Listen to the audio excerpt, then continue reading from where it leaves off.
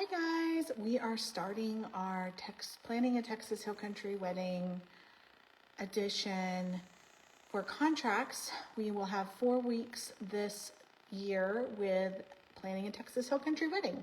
So remember that these videos will be live on YouTube, and you can find links to them a lot of times in our Facebook groups.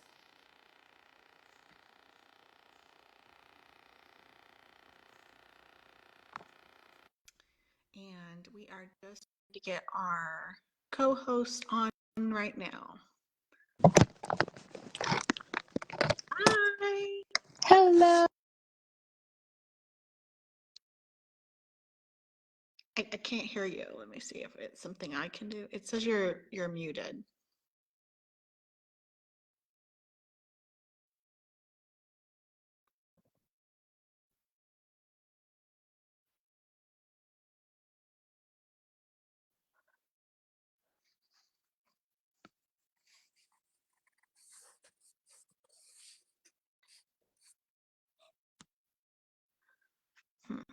I thought maybe I could There we push go. something. Oh, I found it. It should be okay now.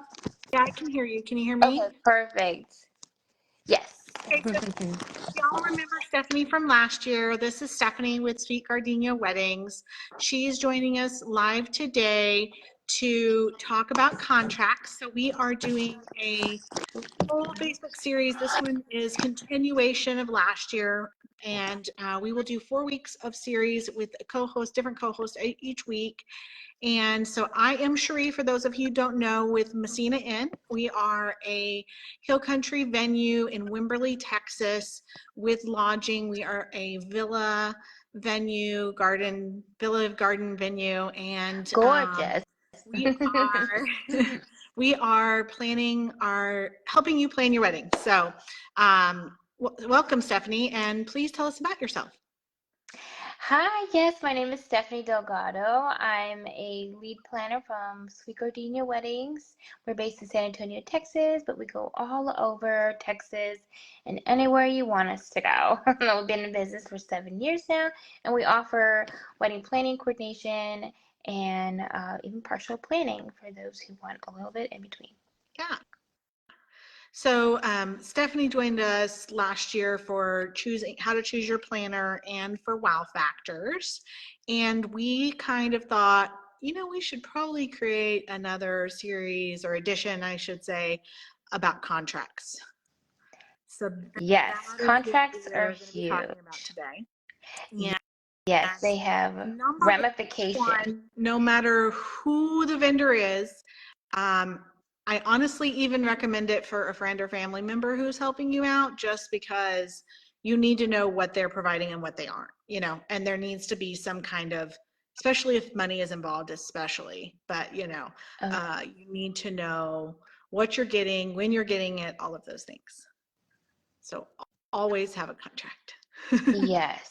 You don't want to be on Judge Judy because you didn't have a contract in place. Now, don't be fooled. A lot of times people will use our text. There's a rule in Texas where if you even say it verbal, there's a verbal contract. But don't take that as face value. Go ahead and get it written in paper. Yeah, it's still he said, she said at the end of the day. And so, yes, there is a law that helps you there, but how are you going to prove unless you have a witness? And, It's just messy. Don't do that. Messy. You don't want to get messy, especially with friends and family. So, yes. So there's some base things that you should have on your contract, like no matter what, this is the bare bones minimum of what you should see on a contract. Yes. So business info, Stephanie said she's seen a lot of different contracts. So what do you think? Like I said business info and you're like, and contact info. So yes. So a lot of times I get contracts from these clients who've already planned their wedding and they're presenting me with what they've planned. And so when I see these contracts and they look at them, a lot of the times there are no contact information. So if I want to give them a call to verify services, there's no number, there's no email, there's no name, there's not even a business name. So when I see that, I get a little scared. So it's super important to make sure that you know who you're doing business with, because you could find somebody on Facebook, at the expos, and kind of get yourself in a, in a tipsy. Yeah. So one of the reasons this is so important is, first of all, the contract is going to tell you legally, right, who the client is and who the contractor is. So that is the base, like, lines for a contract. So you need to have those company name, the contact person, like who's signing the contract, Yes. as the business person. And then you need to have all the client's info as well. So if you don't see those things, you need to have those added. Yes, absolutely. Another thing would be the date of the event. If it doesn't specify when your event is, then the vendor could come back and be like, well, I was already booked that date. But if you have a contract for that date, that's going to help you. Yes. Quick story. Mm-hmm. A while back, a venue had a contract with a couple for a date. Well, the couple decided they wanted to change their date, so they let the vendor know. Um, sorry, I'm going to call. And but they didn't get it in writing. They didn't get a new date in writing. So it was more like a he said, she said thing. So when the day actually came around, they had double booked and we had to make it work. So yeah, Yeah. story Yeah. And time. stuff like that It's on does my happen. If Instagram if it's you want not to know. in writing and you don't, nobody signed anything, then, like in my CRM, which is customer, database, all my stuff is going to be based on dates. So if I plug in a date and I already have a client booked that day, it's going to say, hey, flag, there's a date, customer booked that date. If you change your date and I don't adjust that, I might have it available when I told you that, but then if I don't fix it in my system, then another client could come along and for some, by accident could happen. So yeah, I think that's Things probably, happen. things like that. Not that everybody has a CRM, but there are protection things there. But if they're not all lined out, then yeah. So I also think, like, signature from both parties, like you need a signature from the business and from the client, from yourself, you need to sign it and the business needs to sign it, because that is what makes the contract legally binding. Right, right. And then, payment schedule and deposit. This is going to be really helpful for knowing, when your deposits are due, when your payments are due. That would help somebody like Stephanie when you're hiring her and she's helping you finalize those details. If she wasn't with you, right? Yes, if I'm not there to take note of the deposits, of the payment dates, and the occurrences, then I won't be able to know those things. And things can get a little messy when they're buried in your email and it's not written out in black and white for your contract. And then the cancellation policy, super important. Sometimes the cancellation policy will apply. Things do happen, but like also the cancellation could apply, like you found another venue and you want to go with another venue and you need to know what the cancellation policy is. Right, right. I think this was really prevalent during COVID days when we had a lot of cancellations, we had a lot of rescheduling, and a lot of times there wasn't that verbiage. What happens if, you know, this pandemic happens? Yeah, I mean, we had it in our contract, but it wasn't super clear. But and when I went back to my lawyer and was like, "Hey, this is not super clear," he's like, "Well, to be honest with you, I didn't think we would be in a pandemic." And I'm like, I mean, I agree, you know. It's one of those things where you can't plan for something like that, but Right. you know, it's always good to So know the yeah, basics. and then I think, those are the base things. Those are the bare bone minimum that you need to have in a contract. But then there's extra things, right? So we talked about what the client is responsible for versus the vendor. So sometimes there is things that Yeah. you as the client, believe it or not, I know you think like you're hiring these services and it's all, they're just going to come and they're going to do their job. But sometimes there's things that you as the client have to make sure that you are providing as well. Right. Not a lot of venues have a Sherry there to let you know.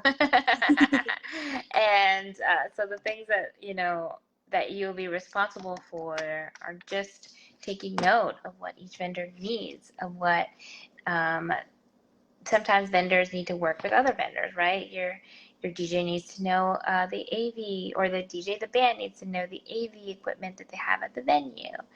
And you know, sometimes your DJ needs a table. And they require that in their contract. You don't want to find out on the day of, hey, where's my table? Yeah. Oh, okay, we can get you a table, but where's my linen?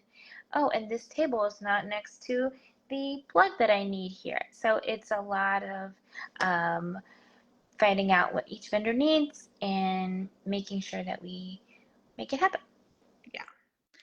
Yeah. So that happens when we talk about this, there's a lot of times this is predominantly applying to DJs and bands. Bands, like they sometimes require that they have a dedicated outlet, meaning that, that outlet is solely for that breaker, which is kind of, sometimes hard and tricky to find that answer. And then also, like for us, we require, because you bring in your own alcohol with us, we ask you that you bring your own ice chest.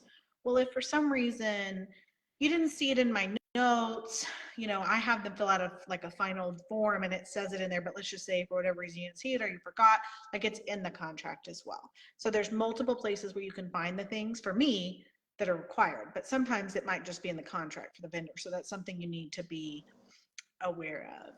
And Yes, this I kind of agree. ties back to what we were talking about earlier, but exactly what is being provided. So line item, full description of contracted services or deliverables are going to be on the contract. Like I have seen it literally be so bare minimum that I'm like, I don't even know who's providing what, you know? It basically just says I'm contracted for this date if you're lucky, right? I'm the vendor. This is half the time I don't even see the client's name on it, except for their signature at the bottom. But if you can't read signatures, you wouldn't even know where this Right, it contract belongs. could be a squiggly line. Yeah. And so like it's very unclear. So do you experience that too sometimes? Yeah, yeah. Sometimes things are just super vague, and when you're talking about who does what, a lot of times things will overlap. Well, your coordinator could you know set up your tables, but it's an extra bill. If you figure out with your caterer that, oh, they already do that, then there you go, you're super prepared for that day because it's outlined in the contract. There's no gray area of who's doing what on the day of, and it's easy for you not to have to figure out on your own, or you know, maybe forget and learn the hard way Right. on the day of. So one thing I just wanted to mention real quick, I know that like everybody just typically they get a contract and they just sign it. They don't really read it, right? Like that's just normal people behavior, is to just kind of like skim the highlights and sign it, if you even do that, right? But in the wedding world, it's very common for clients to read their contracts, and sometimes they even send it back and say, can we adjust this to the vendor, and they can make that decision. um, but I just want you to know, like, don't be scared to read your contracts. Don't be scared to ask for clarification or for a revision, because it is a common thing in this industry to see. So I just kind of wanted to mention that, because I know how we all just sign on the dotted line, but these are big factors, and the reason that we're bringing it up, because we wouldn't see these kind of contracts come across, right? These bare bones contracts that don't give us any information. We wouldn't see these if clients knew what they were looking for and they were reading them. Right, right. Sometimes they've never had any pushback unless somebody says, hey, wait, this sounds a little funny, or can you clarify what this means? Or hey, can I have a contract in general? A lot of times, I'm the one initiating them having a contract, which is, something that not clients would take on. They would just, okay, no contract, no problem. Yeah. A lot of vendors or a lot of venues in particular, require that you have a licensed and insured and contracted vendor, Right. So that is something to think about. We also talked about another good reason to look into your contract is hidden fees. Oh yeah, those hidden fees. Yes. I know as a venue, I hear a lot, well, I didn't know there was going to be, I got the contract, I was ready to sign on the dotted line. I cannot tell you in the last 6 months how many times I've heard this. I was at this venue, loved it, was ready to sign on the dotted line, and then I saw XYZ hidden fee, XYZ hidden fee, and then a minimum, that had to be spent. And now it's outside my budget. Right, right. Those hidden fees, can be from any vendor, right? You're a little late with your officiant to start your ceremony, there's a hidden fee. You're a little late to start your hair and makeup, there's a fee. You gotta deep in those contracts, gotta read those, gotta highlight those, gotta keep note of those. Sometimes it's just knowing exactly what's in the contract so you can prepare for those things and plan ahead.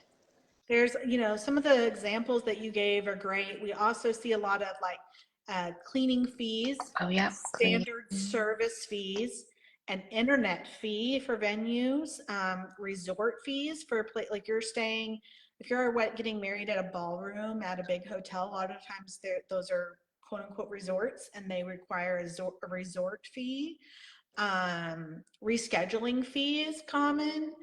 Point of security fee. Yeah, security, like if they require security or if you don't have it, there's a fee. This is not necessarily a hidden fee, but it's just something that you need to be aware of, is like gratuity. Is it included? You know? Yeah, that's a big one. Mm-hmm. And then if you go over your allotted hours, whether it's with a DJ or your venue or your planner or your photographer, there's going to be extra fees involved with that. Right, right. You can't expect the DJ to play for another hour when he wasn't contracted for it nor paid for it. And they might not even approve the extra hour. You just gotta, read that contract and make sure how they deal with that kind of stuff. Yeah. Being in the hill country, we see that. So sometimes our clients at the end of the night, they have no plans of adding an extra hour, right? But they're having so much fun. They're like, we don't want to end the party. We want to add an extra hour. Well, they'll go and ask their DJ, because I'll ask my staff, and usually we're usually fine. We can add it on. I might have to send one person home or something because they have some other commitment. But the DJ, they're sometimes traveling. We've had one come from Houston. They couldn't stay an extra hour. Right. Right. They have a long drive home. Right. So yeah, that happens a lot where, maybe the DJ will say yes, for some reason, but the venue will say no, lights on, and or, the catering, you didn't pay for the staff to stay for the catering, so they're going to tear down while you're dancing, so keep in mind stuff like that happens a lot, Yeah. So we want to talk about some red flags. Like, when should you definitely Red go back to your flags. vendor and either not sign with them at all, or make sure that, these things are handled before you sign? Yes, red flags. Red flags are one of the things that you should keep note of. Not every vendor is perfect, right? But especially the red flags that you'll see on contracts, if they're absent in any of the things that we mentioned above, the contact information, the business information, even the payment information, if they're a great vendors, maybe ask them to just add that stuff in the contract, and move forward knowing that you have that stuff put in there. Turn that red flag into a green one. Yeah. So some things that we think are red flags are unrealistic promises. Yep, unrealistic. Yes, so some of those promises could be anything like promising perfect weather, or promising that you'll get your photos within 12 hours. Yeah, that's another thing where we want you to know when you're getting back your photos. Yeah. If they don't have that information, that's a red flag for sure. Yeah. No rain backup plan for a venue. If that's not in the contract, that's a red flag. For us, like, we already have a built-in plan, but there's going to be venues that they don't have anything built in, but at least it should be in the contract that says, like, hey, you're responsible for your own rain backup plan. So at least, even if they don't have a plan in place and they require that of you, that needs to be stated. Right, right. And sometimes the rain plan would be as simple as, 1 hour before we take a look at XYZ app and we decide um, if we're going to have the ceremony outside still with, 100 chairs, Yeah. or if we're moving everything inside and preparing for everybody to be indoors, safe, and, without being rained on. But even, rain is one thing, but then there's heat waves and, freezes and some uncomfortable temperatures where it's good to outline that in the contract for sure. Let's see. So we already said the standard contact information. You informed me of an interesting one, so a non-discouraging clause.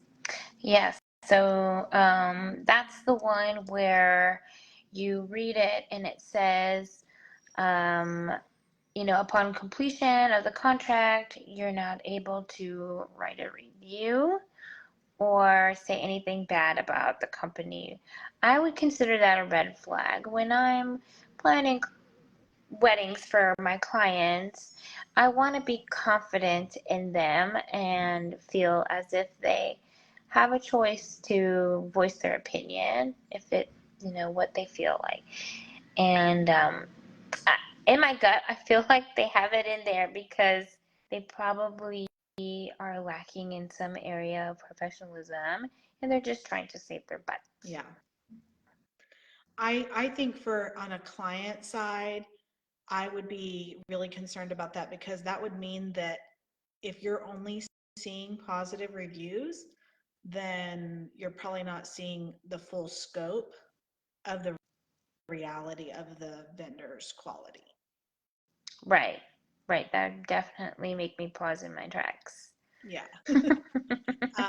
And then just general lack of detail. If it's just like a one Yeah. page, very minimal information. Anytime I see a one page, honestly, anytime I see a one page contract, I'm like, hold on. I mean, I have seen some that have all the details in there because it's really small, or they've just done a really diligent job. And sometimes, there's little things like, I don't know, a photo booth may not need as much information, in their contract as some others, but yeah, if I see a one pay, I'm gonna do a double take. Yeah, yeah. It's not that they're just completely invalid. It's just that maybe that they don't know what they don't know, and they Right. don't know how other contracts actually look. So just one. Sometimes newer vendors tend to have smaller contracts than more established ones because as you go along in the business, you're going to learn things along the way where you're like, oh, I didn't like that situation. How can I correct that? Let's get this in the contract so where it's, you know, everybody's aware, you know. I agree. That happens. Yes. So then we had some very vendor specific things that we felt like you should be on the lookout for. Of course, every vendor you're going to see vendor meal requirements should be in there if there's somebody who's going to be there during the reception, right? So like you're probably not going to see that for a cake delivery or a florist or something like that. But if they're going to be there during the reception, there's probably a meal requirement in there. Sometimes they'll say, oh, I'm going to cover my own. Sometimes they're going to charge you for them to be able to buy their own meal. Sometimes they are going to require some type of meal, but not be specific. And then other times they're going to say, I expect to eat what everybody else is eating, basically. Right, right. I think this is super important for um, photographers and videographers, especially because they are on their feet um, for an upwards of 6 to 10 or more hours at a time that day, and they rarely get a chance to have a break. Even when it's dinner time, people want to stop by and grab the photographer a quick photo, and so.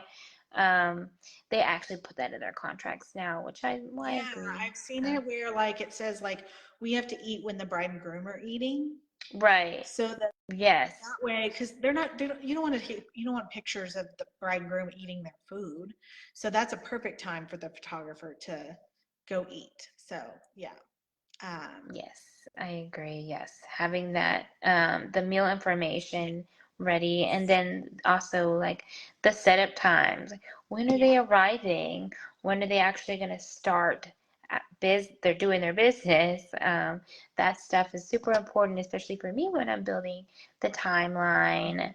Every vendor has their own um, schedule for the day and how they run things. So if a DJ needs 3 hours, I would like to know that in the contract, right. or 2 or 1.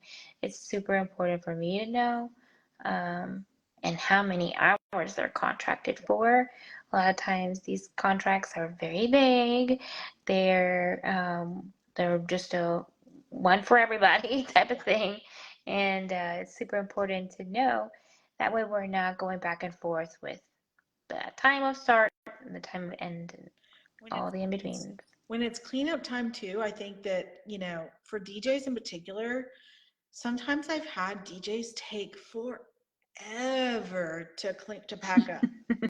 And so I think it's important for, you to be aware of things like that because if your venue requires like 1 hour after reception ends, like cleanup, all vendors, all whatever have to be out. Like there are venues, a lot of venues, they have like a certain time frame that you have to be out within, and so your DJ needs to know that, and you need to know that. So like I've had DJs take up to 2 hours Oh no. back up. Well, that means for me as a venue, that means I have to sit around. My job's done.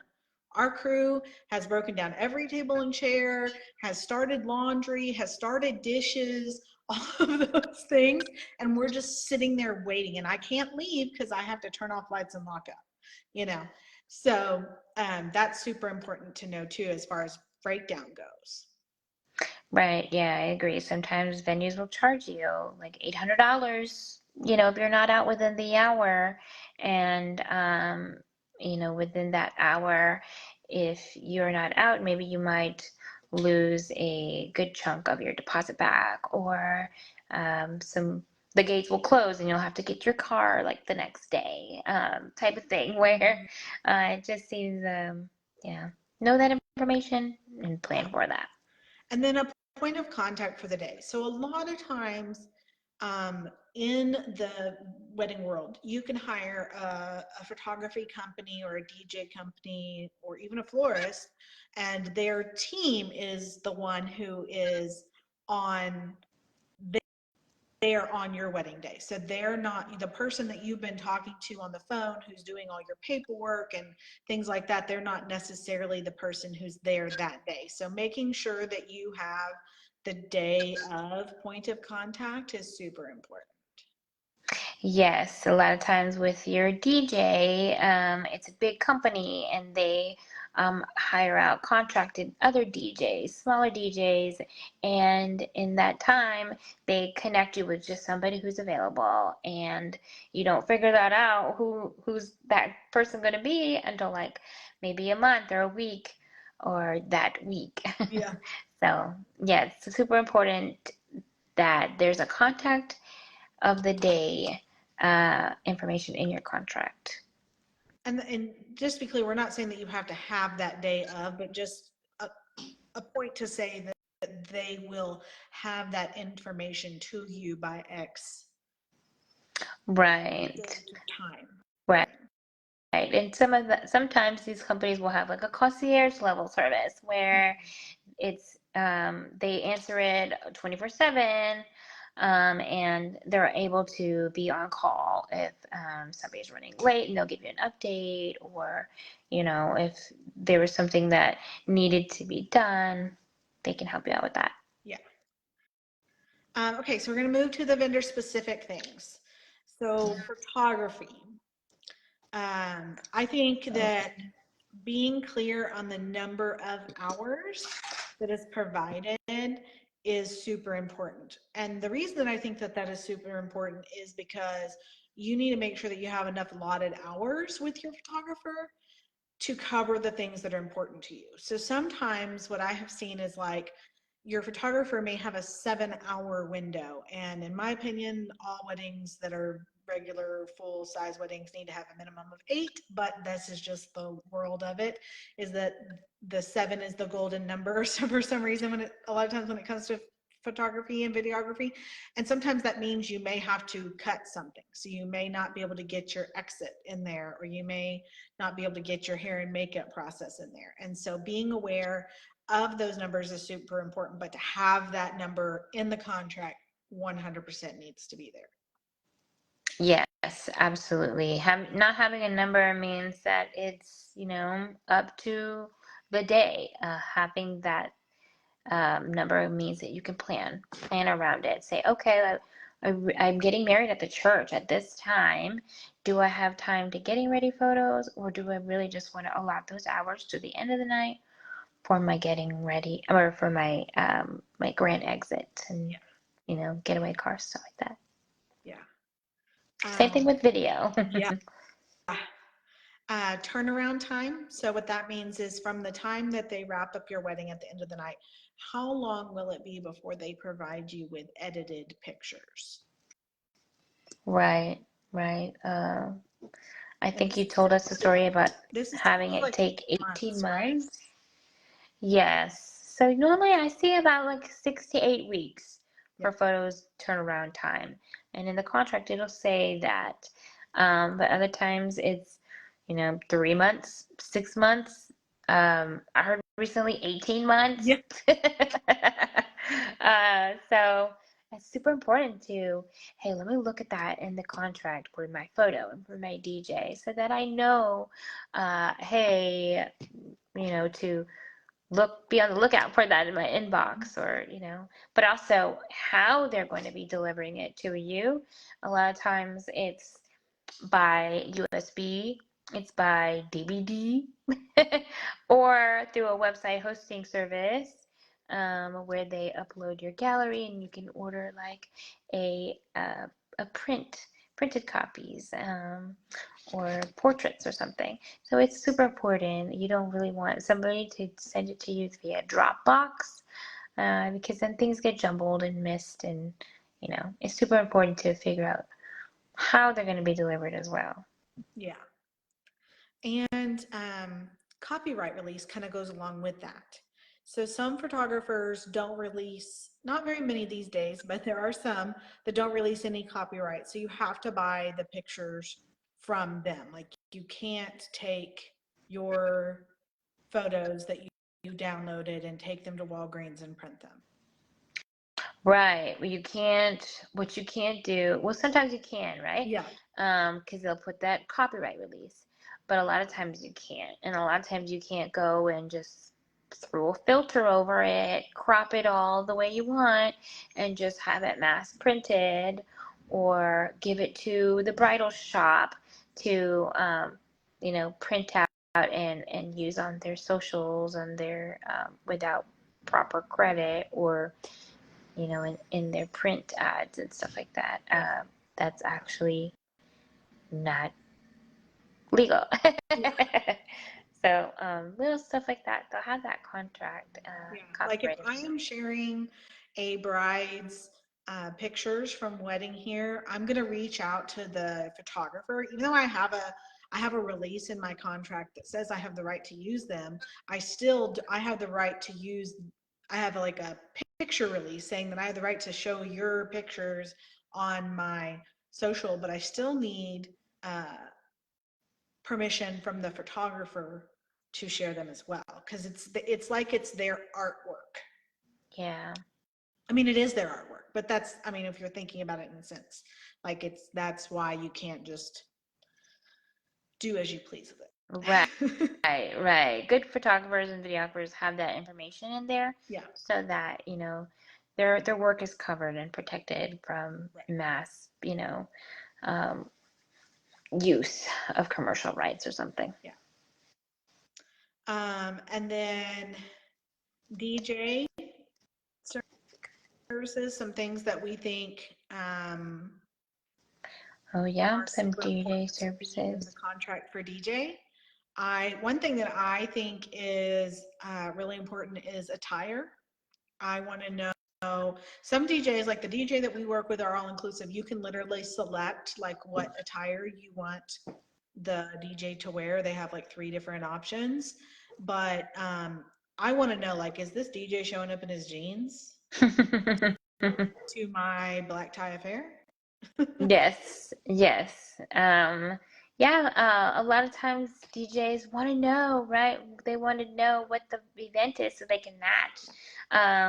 Sometimes the DJs will have you just let them know in the paperwork or in the contract. They'll be able to select formal, semi-formal, or, casual, to so that they know whether it's okay to show up in a tan 3-piece suit for a beach wedding or not, or for maybe black tie, suit and tie, super nice. A lot of times they're the front and center of the wedding, so they want to look nice. Yeah. And then itemized details of what provided services. So, like just like with the photography, we said we want to know how many hours and they're going to be there. Same thing. So we want to know how many hours they're going to be there and like what services exactly, not just we're going to be providing DJ services. Like that's not enough. We need to know, like, are they providing lapel mics? Are they providing handheld mics? Are they emceeing? Are they providing uplighting? All of those kinds of details. Yes, it's nice to know if they're putting in uplights so that we can coordinate that and, coordinate a color and stuff like that. Yeah. And then you said that sometimes they require a space requirement. Yeah, sometimes the DJs and the photo booths require a certain amount of space, either like a 6 foot by 6 foot, a 10 foot by 10 foot, and then they also have like their own little requirements, power outage, dedicated server, and a table and linen, like we mentioned earlier, and a meal, things like that. That's pretty standard for DJs. Okay, so for venues, I would say you definitely want to have specific in and out times. You want to see that. So if you have a 12-hour window, it needs to tell you that that's great, but can you get in at 6 in the morning? It should tell you more like, okay, you have a 12-hour window and you can get in as early as this time, but you have to exit as late as this time, right? Right, right. It's good to know those things where hey, here's the door, it unlocks, you're able to get in. You can communicate that with your vendors and set up the day successfully where we're not too rushed or we're not taking too much time on one thing. It's good to know the time that it opens and the time that they're kicking you out. Yeah. And then we said vendor requirements. So, we talked about this last year, I think, when we were talking about selecting your venue, but the venues all kind of have their own specified things. So they may have a preferred list, which means that you can pretty much select any vendor that you want, but they have a preferred list that they recommend. Sometimes I've seen really strict ones where they're like, you have to get every vendor approved. Yeah, all your vendors need to provide insurance up to $1 million policy for every single body who's going to step foot on the venue. Um, or sometimes it's basically you need to hire a wedding planner or a coordinator. That's in your contract that they don't provide that service, that you'll need to hire contracted And sometimes services. I've seen that you have to use only vendors from their vendor list. Yes. And a lot of times, I know that sounds silly to somebody who's not in the wedding industry, but a lot of times, now I don't have that policy, but I do know why they have that policy. So a lot of times, specifically with caterers and photographers, I think, and maybe even coordinators, those three I think would be like top court vendors that you would want to have some kind of control over. If you have lots of caterers, you're going to know that there are some caterers that just aren't up to par. So if you have special requirements, especially as a venue, like that the caterer has to break down all tables and chairs, then you want to probably find 3 caterers or 5 caterers that are going to do that. So you Yes. would want to give those options to your clients and only work with those. So those are the kinds of things, like if if you've been in the business and you know that like time and time again you keep getting crappy pictures from photographers, maybe you want to consider having only a required list of photographers. Same thing with coordinators, like you've had a bad experience with enough coordinators that you want to come back and say, okay, we only work with these coordinators. And usually this is with really well-established venues that I see that they're just, they've been down the road and they've kind of seen that it cannot be a fun time at a wedding when things don't run smoothly. And so they want to have vendors that are going to help make the day as stress-free as possible. Right. I imagine if I have a $50,000 kitchen that the caterer that's coming in and going to use it, that they're not going to be pouring hot grease down the drain, or they're not going to be plugging in something that's going to short circuit other things or break the prep kitchen because it's only for prep and you're trying to cook. You know what I mean? Little things like that. You're just trying to protect your asset, and I totally understand. So that's why venues have that in their contract. So sometimes it's not just that they're trying to be mean, it's just that they're trying to protect themselves and inadvertently protect you as well. Mm-hmm. Yeah. So when it comes to that also, on the venue, there might be sound requirements. Oh, So yes, if they live in a town that has specific sound ordinances, then that should be in their contract. For us, even though we're not inside the city limits, in the state of Texas, if you have to stay under 85 decibels after 10 p.m., just as a quiet time across the state of Texas. And so that's the rule that we follow. And but there may be even tighter restraints on somebody who is in a city. Right, right. If you're surrounded by apartment complexes, businesses, or even if you're downtown, you're still gonna have those ordinances. Even at like a ballroom, really nice ballroom, even a rooftop, and hill country, right? There's always gonna be some sort of Yeah. rule.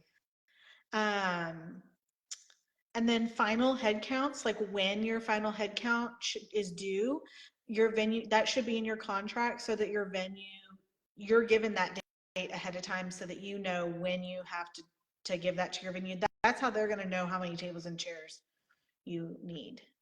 Yes, yes. That's how we start finalizing floor plans and making final decisions on all your tables, numbers, and things like that.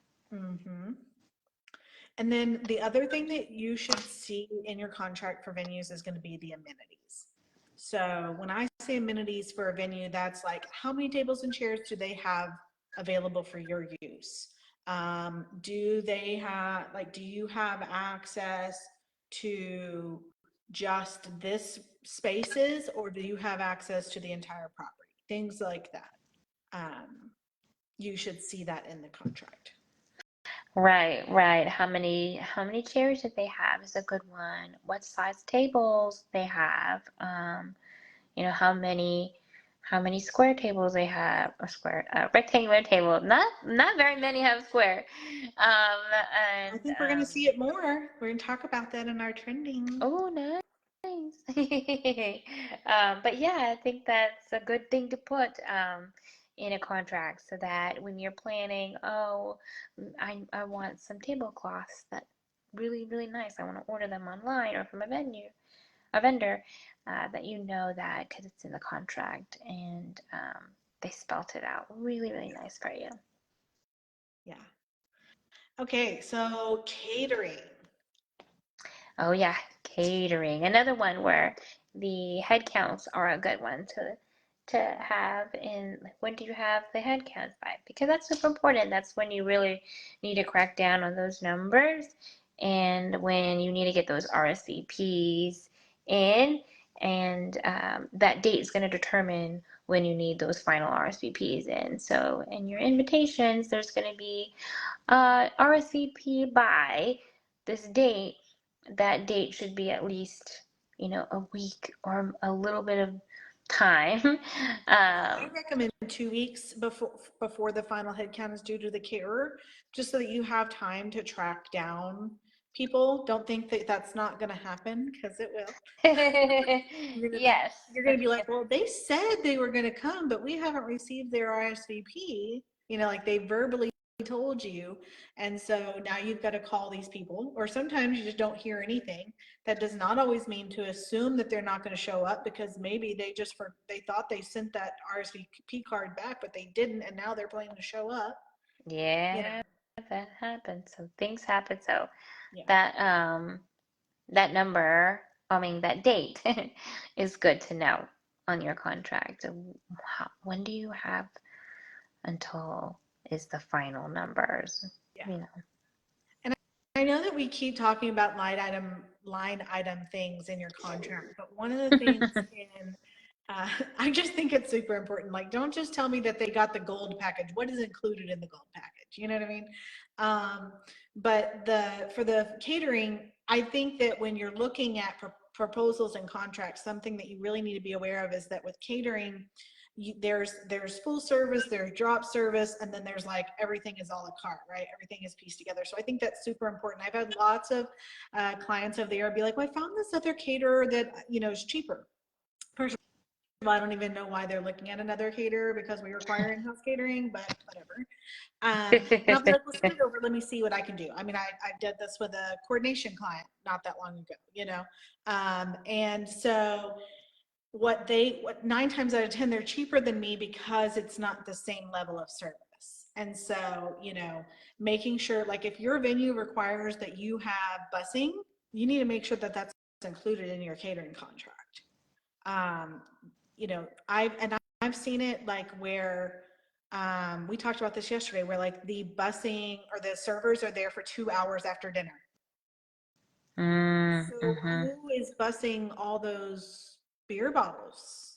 So yeah, you're gonna save a lot of money if you don't pay the staff to stay till the very Right. end.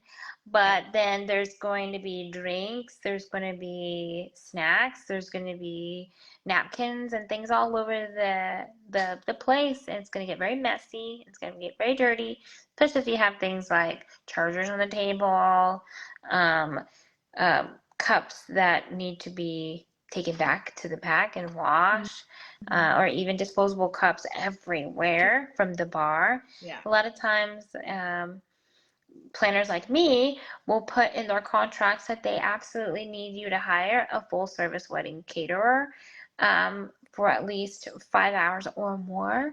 And this is because that falls back on us. They're going to want us to clean up for however many hours we have Well, you're until right. the end of the We just don't reception. want to stay at the And end of that the night doesn't be fall bussing within our tables. scope or our abilities. Yeah. And so a lot of times when clients say, we hired Chewies and they're leaving at the end of the night at so and so time, we hire a staffing agency to come in, and we pay them for several hours to come in and bus till the end of the night, which is sometimes cheaper. So just some tricks of the trade that we use, Yeah, I mean, like, because for example, like, let's just say you really want this food from this particular caterer, but they don't offer, like, they're or a food or truck. food truck and they don't offer servers. You can hire, outsource that.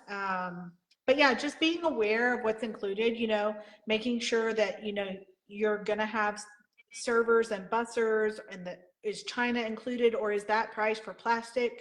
You know, just all those kinds of things line item. And then I think it's also important to know in the contract what the caterer's policy for food allergies is. Right. Food allergies are super important. You don't want It's anyone. surprising how many people don't think about food allergies. Right. Yeah, that's true.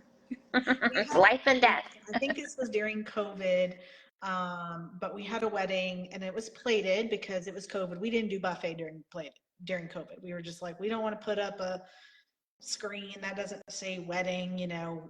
Everybody gets plated, right? And so we served the food and we had this table with 3 vegans at it, and they literally could not eat anything. They couldn't even eat the salad because Oh the no. dressing had Parmesan in it and they can't eat dairy. Oh, Yeah. darn. So yeah, So it's always good like to know the these things the before. wedding client didn't think to ask anybody, and they didn't. I'm surprised the guest, knowing that they were vegan, didn't say something. But yeah. Yeah. Yeah. And it's like we put, if we don't have anybody with food allergies, then we put, butter in almost everything. Well, vegans can't have butter. You know what I mean? We put chicken stock. If you're vegetarian, you can't eat that. You know what I mean? So all the things that the people who don't have those food restrictions don't think about that make our food so delicious sometimes means that we need to find an alternative. Like, we can put in veggie stock instead of chicken stock, and it's still going to have a very similar flavor. Right, right. It's always nice when they can accommodate. Yes.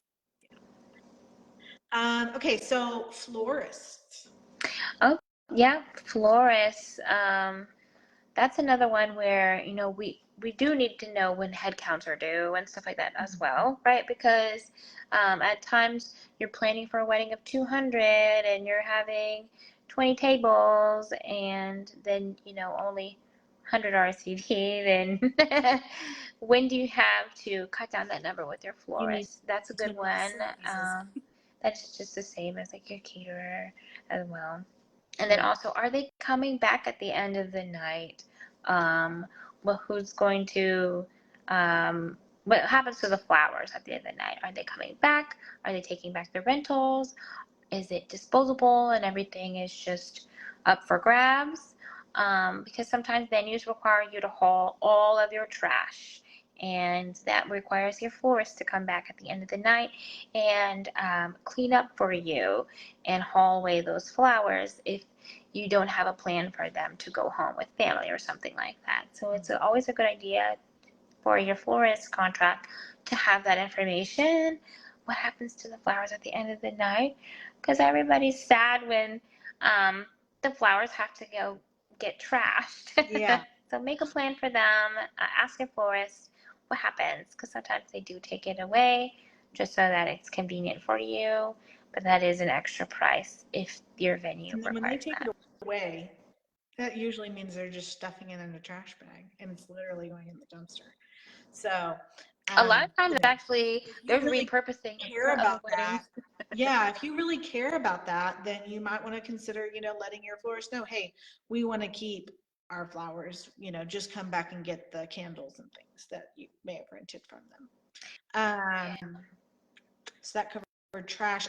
How long it's going to take them to set up everything, and then that kind of the cleanup kind of goes into that. But how long is their standard breakdown time, and what time does their staff member arrive? Right, right. It's always good to know how long they need so that they can prepare, and we can schedule that for them to go first at the ceremony site to get that done, and then we get second for draping or something. Some things require process. Yeah. So the other thing is going to be the variety of flowers that you're getting from the Oh, yes. florist. So sometimes you might send them your inspo pictures, but nowhere in the contract does it say that you're actually getting the flowers that are in your inspo pictures.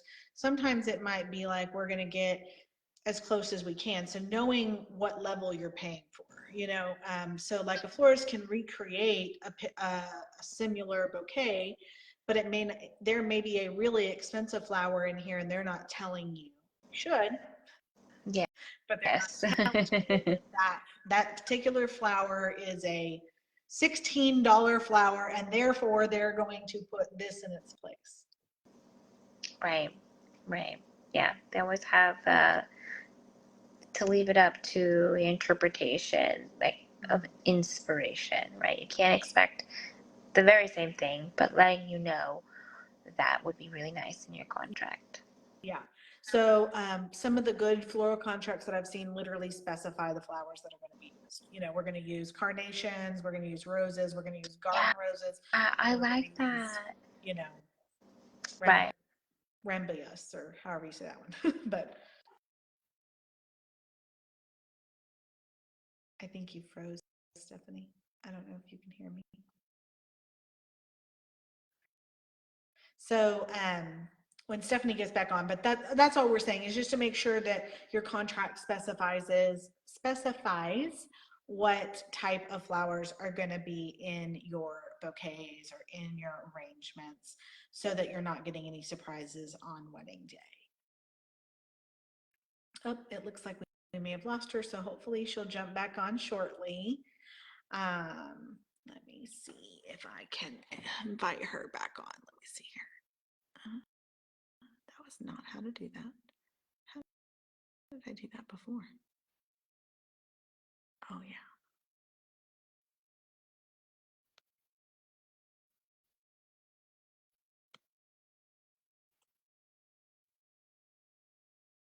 Okay, well, I don't know what happened.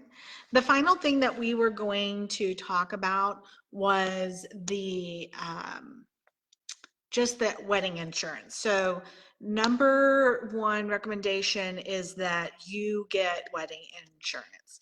This policy is going to be great. All kinds of things can happen that you never expected. Like, here comes Stephanie. Sorry. Let me get her back on.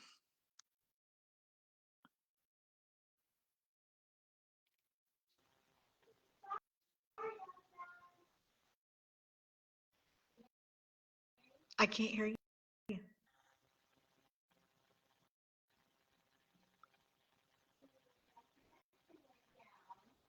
Like the microphone is gone, but you're still not.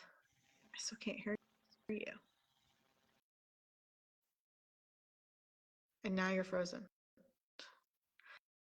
Okay, I'm gonna remove you and add you back. Oh, no, there you are. Okay. Ooh. It just So I went. kind of just moved on to the wedding insurance and why that's important. Right. Wedding insurance. So, wedding insurance, I consult my clients this way.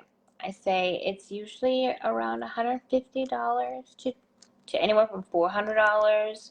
And it depends on what you're getting. So, a lot of wedding insurance companies just give you a liability, but you can also get cancellation insurance, and COVID is another option, COVID insurance. And it's super important to make sure that you cover yourself and that you also ask your vendors if they have insurance for each and every one of them. Even your caterer, you kind of want to make sure that they have their own licensing. Everything is up to date. They have good ratings. Side note, I didn't talk to you about this, but a lot of times we see caterers just kind of go out of business because they didn't have the appropriate licensing. And if you have a venue with an in-house caterer, you don't have to worry about that. That's really, really nice. It's a Yeah. luxury that not a lot of people have. There's For sure. a lot of unexpected things that can happen on a wedding day. We've had a tablecloth catch on whole table and tablecloth catch on fire. Um, we've had toilets flood that, the client would have been responsible for any damages. And we've also had a client recently. She was just online watching, where one of her vendors did not fulfill their contract, and so they were able to go back to their insurance and make a claim. Yes. So having your own wedding insurance is important, but also making sure that you're using licensed and insured vendors. Yes. Yes. And a lot of times, double check your contract because reputable venues will make a requirement that you have to hire these vendors who will be able to present event insurance or professional liability insurance. And sometimes it's $1 million policy, sometimes it's a $2 million policy. And every reputable vendor should be able to present you with their certificate of insurance that covers them and that says, hey, I'm reputable and I'm covered, and your venue will approve of me for sure. Yeah. Well, thank you so much for joining us today, Stephanie. And I think that we have covered a lot for contracts so that our couples can keep their eyes open and know what to look for when they are signing their vendor contracts. I will be going live next week to cover stationery with Daisy Prince Company, and then I will have Stephanie back for our trends on the third week. So we went to Wedding MBA and got to see a lot of really fun stuff. So we're going to be sharing that with you. And thank you so much for joining us today. If you are live with us, please comment #live. If you're watching this later, please comment #replay. This is just how we stay relevant. And again, thank you, Stephanie, so much for joining us, and all of our fans for joining us today. And we look forward to seeing you next week. Thank you so much. Thank you. Bye. Bye.